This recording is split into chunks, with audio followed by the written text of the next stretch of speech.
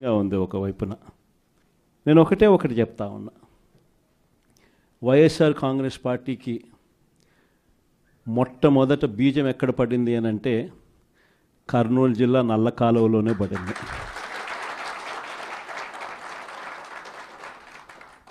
ఆ రోజు కూడా కేవలం ఒక మాట ఇచ్చినాం.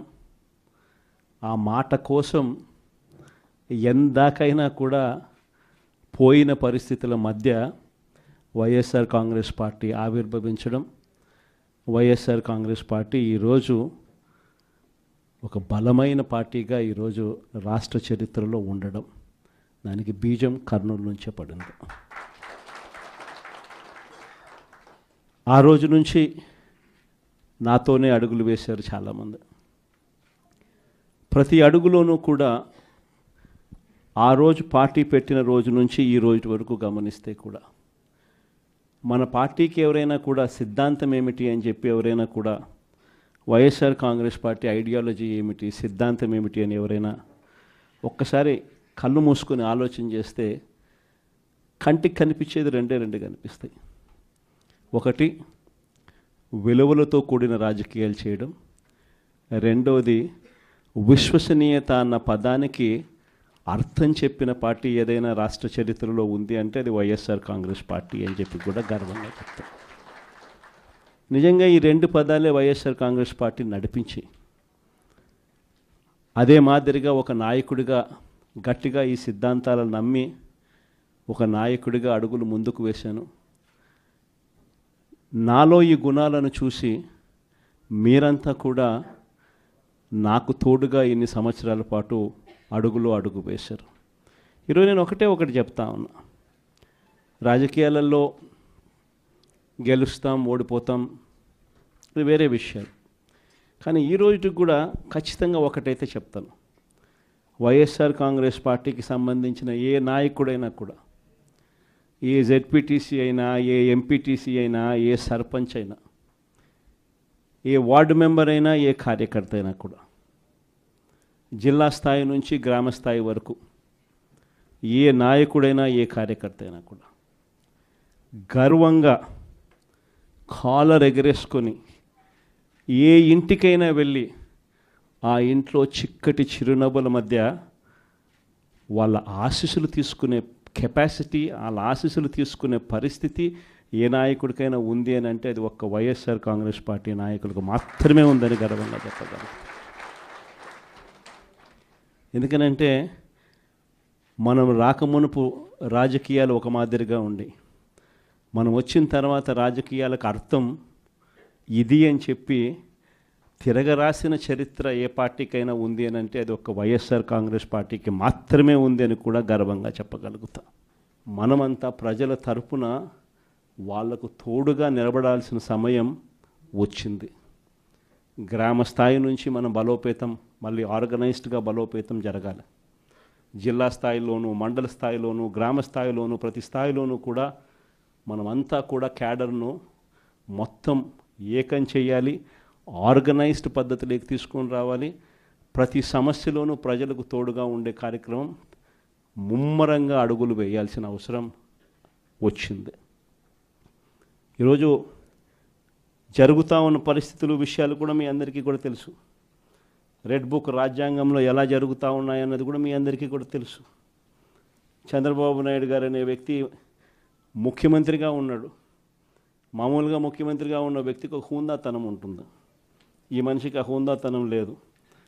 ఈ మనిషికి ఏదైనా కూడా తాను ముఖ్యమంత్రి కాబట్టి ఏ పదవైనా తనకే కావాలి, తనకు సంఖ్యాబలం లేకపోయినా తనకే కావాలి అన్న అహంకారంతో ఈరోజు చంద్రబాబు నాయుడు రెడ్ బుక్ పాలన సాగిస్తూ ఉన్నాడు. 57 చోట్ల జరిగితే 7 చోట్ల ఎన్నికను వాయిదా వేశారు. ఎందుకనంటే అక్కడ చంద్రబాబు నాయుడుకు గెలిచే వాతావరణం కనిపించక ఆ 7 చోట్ల ఎన్నికలు వాయిదా చేశాడు. మరో 50 చోట్ల ఎన్నిక పెట్టని పరిస్థితి, పెట్టాల్సిన పరిస్థితిలో, ఖచ్చితంగా పెట్టాల్సిన పరిస్థితిలో, ఎన్నికలు జరపాల్సిన పరిస్థితిలో జరపాల్సి వచ్చింది.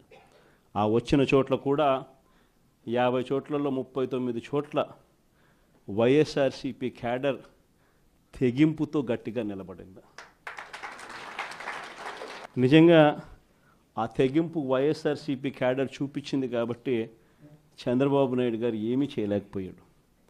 ఎంత దారుణంగా చంద్రబాబు నాయుడు గారు అనే వ్యక్తి ప్రవర్తిస్తూ ఉన్నాడు అన్నదానికి నిదర్శనం. ఎక్కడా కూడా చంద్రబాబు నాయుడు గారికి మెజారిటీ లేదు. ప్రతి చోట కూడా వైఎస్ఆర్సీపీ కోవిడ్ తర్వాత జరిగిన ఎన్నికలు, అంటే 2 ఏళ్ల తర్వాత జరిగిన ఎన్నికల్లో 2.5 సంవత్సరం 2.5 సంవత్సరం తర్వాత ఎన్నికలు జరిగాయి. ఆ ఎన్నికల్లో వైఎస్ఆర్ కాంగ్రెస్ పార్టీ స్వీప్ చేసిన పరిస్థితులు మనందరికీ కూడా తెలుసు.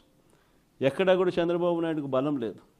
బలం లేకపోయినా కూడా చంద్రబాబు నాయుడు గారు ఆయనకున్న అహంకారంతో ప్రలోభాలు పెడుతూ భయపెడుతూ ఉచ్చల విడిగా ఏ రకంగా చంద్రబాబు నాయుడు గారు రెడ్ బుక్ రాజ్యాంగంలో ప్రతి పదవి తనకే కావాలి అని చెప్పి తపన పడుతూ చంద్రబాబు నాయుడు గారు ఏ రకంగా చేశారు అన్నది మనమంతా కూడా చూసాం. ఎందుకు చంద్రబాబు నాయుడు గారు ఇవన్నీ చేస్తూ ఉన్నారు అన్నదానికి ఒక్కొక్కసారి నాకు అర్థం కాల. ఎందుకు అబ్బాయి మనిషికి బలం లేదు, సంఖ్యాబలం లేదు, లేకపోయినా కూడా ఎందుకు ఇంత దౌర్జన్యాలు చేస్తా, ఇంత అప్రజాస్వామికంగా ఎందుకు చేస్తూ ఉన్నాడు అని చెప్పి. ఎందుకు చేస్తూ ఉన్నాడో తెలుసా? కారణం వైఎస్ఆర్ కాంగ్రెస్ పార్టీ అంటే చంద్రబాబు నాయుడుకు భయం. వైఎస్ఆర్ పార్టీ కార్యకర్త అంటే చంద్రబాబు నాయుడు గారికి భయం. ఎందుకనంటే చంద్రబాబు నాయుడు గారు సూపర్ 6 ఫెయిల్ అయ్యాడు, సూపర్ 7 ఫెయిల్ అయినాడు. చంద్రబాబు నాయుడు గారి పాలనలో వ్యవస్థలన్నీ కూడా పూర్తిగా నీరు గారిపోయినాయి. ఇలాంటి పరిస్థితిలో ప్రజలందరూ కూడా తెలుగుదేశం పార్టీకి సంబంధించిన క్యాడర్ ఎవరూ కూడా ప్రజల దగ్గరికి వెళ్ళే పరిస్థితి లేదు. చంద్రబాబు నాయుడు గారి క్యాడర్, ఆయనకు సంబంధించిన ఎంపీటీసీలు కానీ, ఆయనకు సంబంధించిన కార్యకర్త కానీ ఎవరైనా కూడా ప్రజల దగ్గరికి వెళ్తే ఇంట్లో నుంచి చిన్న పిల్లలు సైతం క్యాడర్ను కూడా తిరగనిచ్చే పరిస్థితి ఉండదు. క్యాడర్ను సైతం, చిన్నపిల్లలు సైతం ఇంటికి పోతూనే మా 15,000 సంగతి ఏమిటి అంటారు. అమ్మలు మా 18,000 సంగతి ఏంటి అని అంటారు. వాళ్ళ అమ్మలు మా 48,000 సంగతి ఏమిటి అంటారు. ఇంట్లో రైతన్నలు మా 26,000 సంగతి ఏమిటి అని, ఉద్యోగం ఎతికే పిల్లలు మా 36,000 సంగతి ఏమిటి అని చెప్పి ఇలా ప్రతి ఒక్కరూ ఇంట్లో ప్రశ్నిస్తారని కనీసం క్యాడరు కనీసం ఇండ్లకు కూడా పోని పరిస్థితిలో చంద్రబాబు నాయుడు గారి పార్టీ ఈరోజు పరిపాలన సాగిస్తూ ఉంది. ఇలాంటి పరిస్థితుల్లో చంద్రబాబు నాయుడు గారిని ప్రశ్నించే స్వరం ఉండకూడదు అని రాష్ట్ర వ్యాప్తంగా ఒక భయానక వాతావరణం క్రియేట్ చేసే కార్యక్రమంలో భాగంగా ఇవన్నీ కూడా చంద్రబాబు నాయుడు గారు చేయిస్తూ ఉన్నాడు.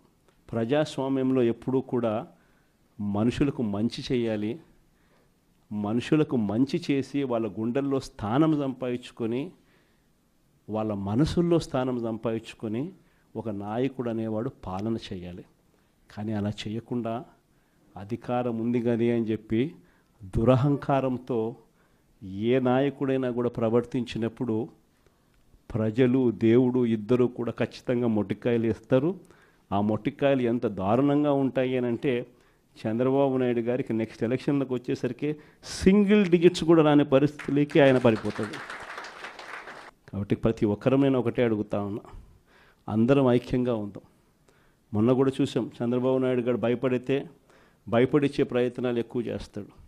మొన్న రామగిరిలో మనం అంతా చూసాం ఏం జరిగిందో. రామగిరి మండలంలో 10 ఎంపీటీసీలు ఉంటే 9 వైఎస్ఆర్సీపీ 9 గెలిచింది. కేవలం తెలుగుదేశం పార్టీ 1 మాత్రమే గెలిచిన పరిస్థితుల మధ్య రామగిరిలో ఉప ఎన్నిక జరిగింది. మరి 9 గెలిచిన వైఎస్ఆర్సీపీ గెలుస్తుందా? కేవలం 1 గెలిచిన తెలుగుదేశం పార్టీ గెలుస్తుందా? ఎవరికైనా అర్థమవుతుంది 9 గెలిచిన వైఎస్ఆర్సీపీనే ఆ ఉప ఎన్నికల్లో గెలుస్తుంది అని. కానీ ఆ ఎన్నికల్లో ఆ రిజల్ట్ను తారుమారు చేసేందుకు ఏకంగా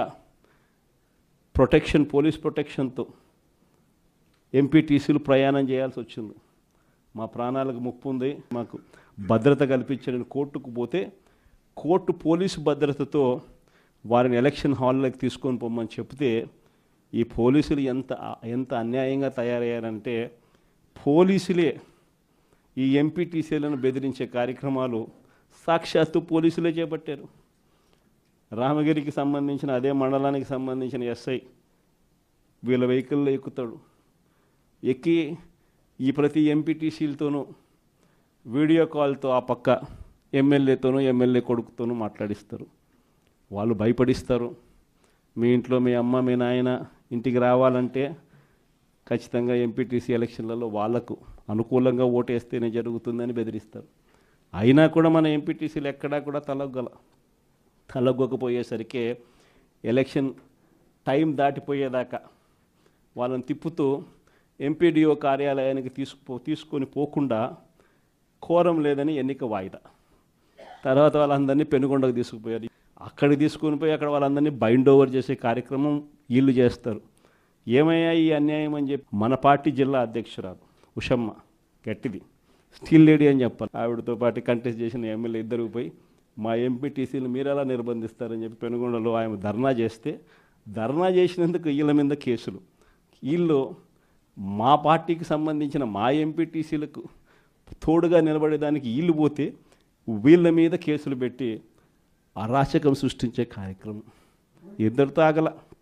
మళ్ళీ రామగిరిలో మళ్ళీ ఎన్నిక జరపాల్సి వస్తుంది కాబట్టి భయానక వాతావరణం క్రియేట్ చేయడం కోసం అని చెప్పి లింగమయ్య అని చెప్పి మన పార్టీకి సంబంధించిన ఒక కురుబ నాయకుడు, ఒక బీసీ నాయకుడు ఏకంగా యాక్టివ్గా ఉన్నాడు అని ఆ మనిషిని కొట్టి చంపారు.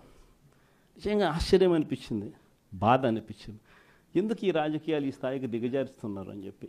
అరే మంచి చెయ్యి, సూపర్ 6 హామీ ఇచ్చినాం, సూపర్ 7 హామీ ఇచ్చినాం, పిల్లలకు చేయాల్సిన ఫీజు రీఎంబర్స్మెంట్ బకాయిలు పెండింగ్లో పెట్టు, ఆరోగ్యశ్రీ బకాయిలు పెండింగ్లో పెట్టు, రైతులకు అన్యాయం చేస్తా ఉన్నాం.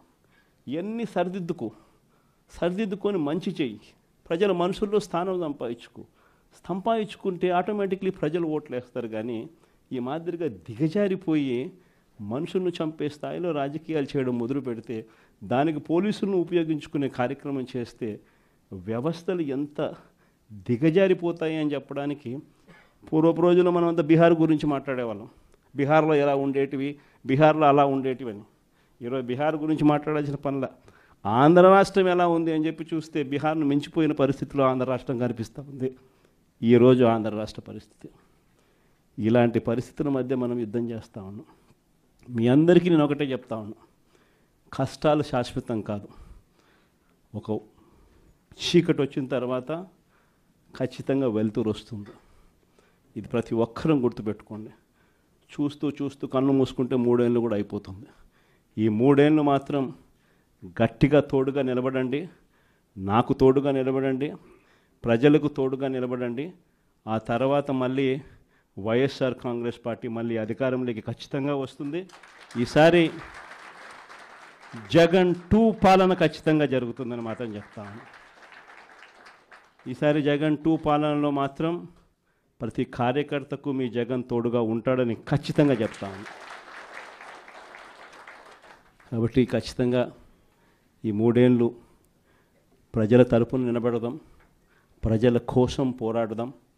విలువలు విశ్వసనీయతతో కూడిన రాజకీయాలకు YSR Congress party care of అడ్రస్గా ఎప్పటికీ నిలుస్తుందన్న సంకేతం ఖచ్చితంగా ఇద్దామని చెప్పి మీ అందరు. చంద్రబాబు నాయుడు గారు మనకు తెలియకుండా ప్రతి ఇంటికి తాను మోసం చేశాడు, ప్రతి ఇంటికి తన మనుషులను పంపించాడు, ప్రతి ఇంటికి వాళ్ళ ఎమ్మెల్యేలందరూ కూడా తిరిగారు, ప్రతి ఇంటికి వాళ్ళ కార్యకర్తలు వెళ్ళారు, ప్రతి ఇంట్లోనూ కూడా కరపత్రాలు పంచారు, ప్రతి ఇంట్లోనూ కూడా ఇదిగో అమ్మ చంద్రబాబు నాయుడు గారు బాండు పంపించినారు, ఆ బాండు పత్రాలు ఇదిగో అమ్మ అని చెప్పి కూడా బాండు పత్రాలు కూడా ఇచ్చినారు. ఇంట్లో ఎవరు కనపడినా మోసం చెయ్యని సెక్షన్ అనేది లేకుండా ప్రతి ఒక్కరికి కూడా చెప్పుకొచ్చారు. దీనివల్ల ఏం జరిగిందంటే ఒక 10% ప్రజలు నమ్మినారు. జగన్ చేయగలిగినాడు కదా, అది కూడా ఒక రకంగా తప్పు మందేనేమో, ఎందుకంటే జగన్ చేయగలిగినాడు కదా, కాబట్టి జగన్ చేశాడు కాబట్టి చంద్రబాబు నాయుడు జగన్ చేసేటివన్నీ చేస్తానని చెప్తున్నాడు, అది కాక ఇవన్నీ చేస్తానని కూడా చెప్తా ఉన్నాడు. కాబట్టి చేస్తాడేమో, మనిషి మారినాడేమో అని చెప్పి కొద్దో గొప్ప ఒక 10% ప్రజలు ఆయన మాటలు నమ్మడం, దాంతో 50% ఇంతకు ముందు వచ్చిన ఓట్ షేర్ మంది 40% ఓట్ షేర్కు ఒక 10% ప్రజలు నమ్మి అటువైపున కొంచెం చెయ్యి అలా పోయింది. కానీ ఈరోజు 11 నెలలు గడిచాయి. 11 నెలలు గడిచిన తర్వాత ఒక బడ్జెట్ అయిపోయింది. ఆయన అధికారంలోకి వచ్చిన వెంటనే ఒక బడ్జెట్ ప్రవేశపెట్టినాడు. రెండో సంవత్సరం బడ్జెట్ కూడా ప్రవేశపెట్టేసినాడు. సరే, 2 బడ్జెట్లు అయిపోయినాయి. 5 బడ్జెట్లలో 2 బడ్జెట్లు అయిపోయినాయి. 11 నెలల టైం అయిపోయింది. ఈ 11 నెలల కాలంలో ప్రజలంతా కూడా అదిగో చంద్రబాబు నాయుడు చేస్తాడు, ఇదిగో చంద్రబాబు నాయుడు చేస్తాడు అని చెప్పి ప్రతి ఒక్కరూ ఎదురు చూస్తూ వచ్చారు. ఇంతవరకు పరిస్థితి చూస్తే ఏమంటాడు ఇప్పుడు ఏమంటా ఉన్నాడు?